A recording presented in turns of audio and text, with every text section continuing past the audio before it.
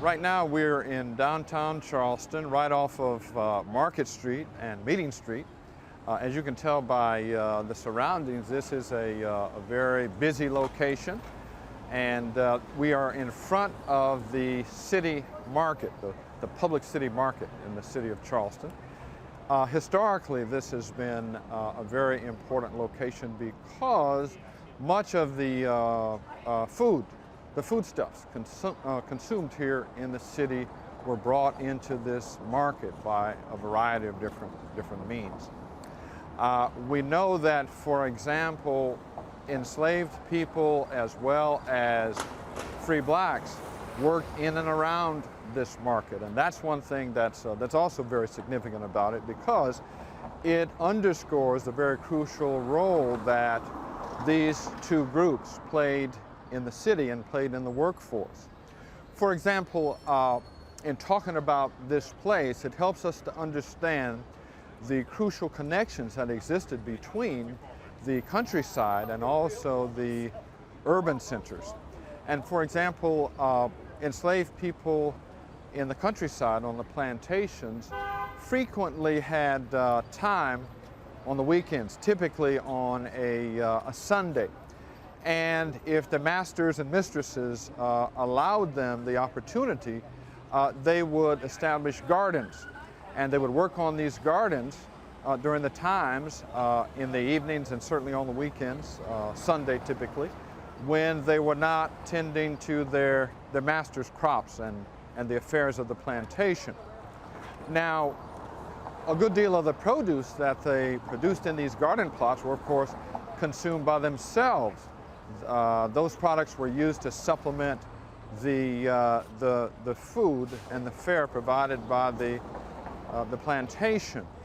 But the surplus items that were produced were very frequently brought over to the city. And we had African Americans that would come across the Cooper River behind us on boats, and they would land at the docks, and they would sometimes come to the markets themselves, but oftentimes they would bring the products from the countryside and provide them to market women in particular, because women sold a good deal of the vegetables and poultry and fish that was consumed in the city. And these market women were important intermediaries for the plantation households and for the people who lived all around us in downtown Charleston during the period before the Civil War. Now, remember, if you were a slave owner in downtown Charleston, it meant that you would not necessarily have to come down to the market and shop yourself.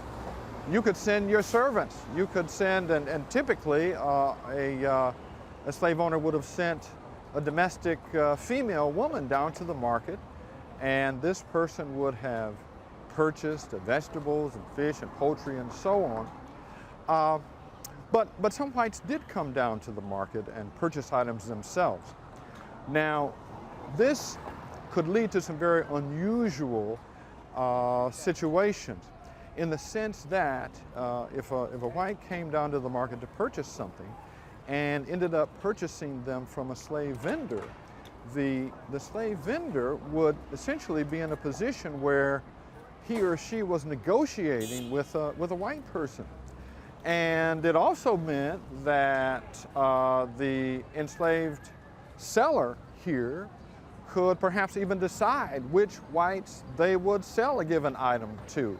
In fact, whites sometimes complained that these slave market women had their favorites and were prejudiced against some of them. And so that was a very unusual situation and could actually subvert the system of slavery.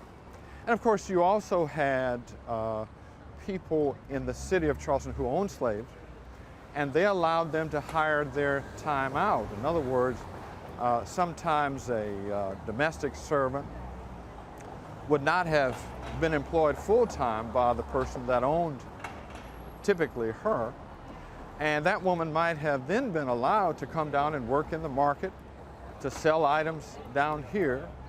And that would have given this individual greater control over their lives, given them greater latitude to move about and conduct a lifestyle and engage in activities that were similar to the kind of activities that free blacks engaged in. And so the important thing to keep in mind here is that those who worked in and around this marketplace frequently had a degree of latitude, had opportunities to engage in negotiations with whites, which in one sense put them on kind of a par with them.